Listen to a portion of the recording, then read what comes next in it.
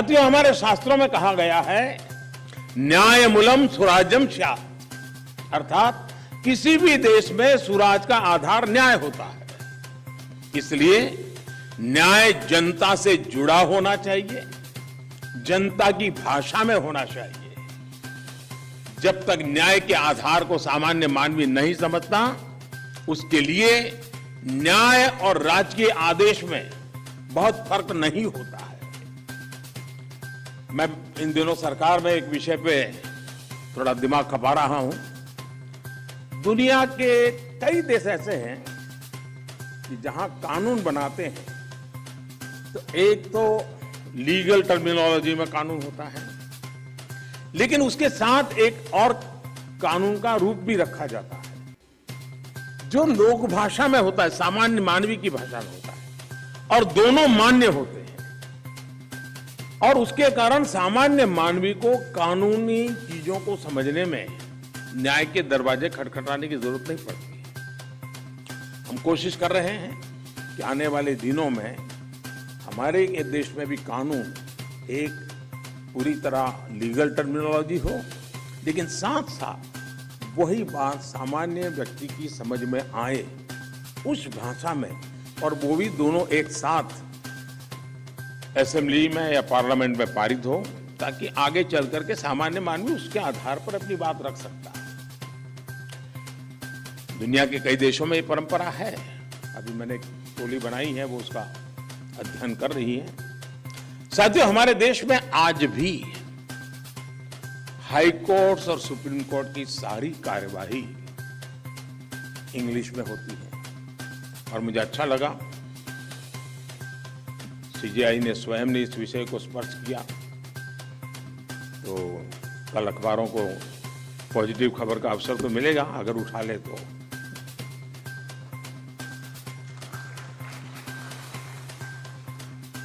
लेकिन उसके लिए बहुत इंतजार करना पड़ेगा। साथियों, एक बड़ी आबादी को न्यायिक प्रक्रिया से लेकर फैसलों तक को समझना मुश्किल होता है।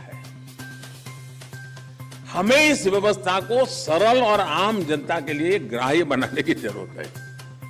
हमें कोर्ट्स में स्थानीय भाषाओं को प्रोत्साहन देने की जरूरत है।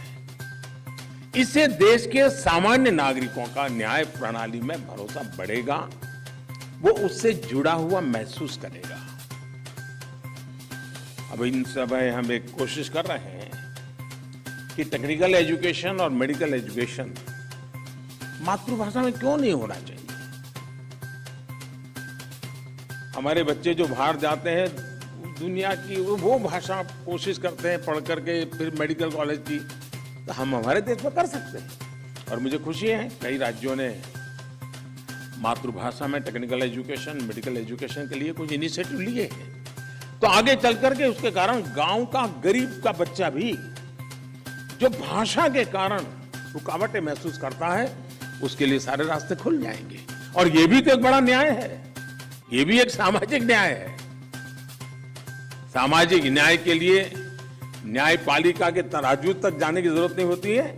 सामाजिक न्याय के लिए कभी भाषा भी बहुत बड़ा कारण बन सकती है। साथियों, एक गंभीर विषय सामान्य आदमी के लिए कानून की पेचीदगियां भी है।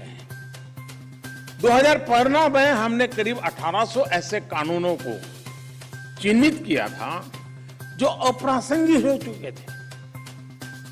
इनमें से जो केंद्र के कानून थे, ऐसे 1450 कानूनों को, 1450 कानूनों को हमने खत्म किया। लेकिन राज्यों की तरफ से केवल 75 कानून ही खत्म किए गए। मैं आज सब यदि आदरणीय मुख्यमंत्रीगण यहां बैठे हैं, मैं आपसे बहुत आग्रह करता हूं कि अपने राज्य के नागरिकों के अधिकारों के लिए, उनकी ईज ऑफ लिविंग के लिए आपके यहां भी ये कानूनों का इतना बड़ा जाल बना हुआ है, कालबाह्य कानूनों में लोग फंसे पड़े हैं, उन कानूनों को निरस्त करने की दिशा में आप कदम उठाइए। लोग बहुत आशीर्वाद देंगे।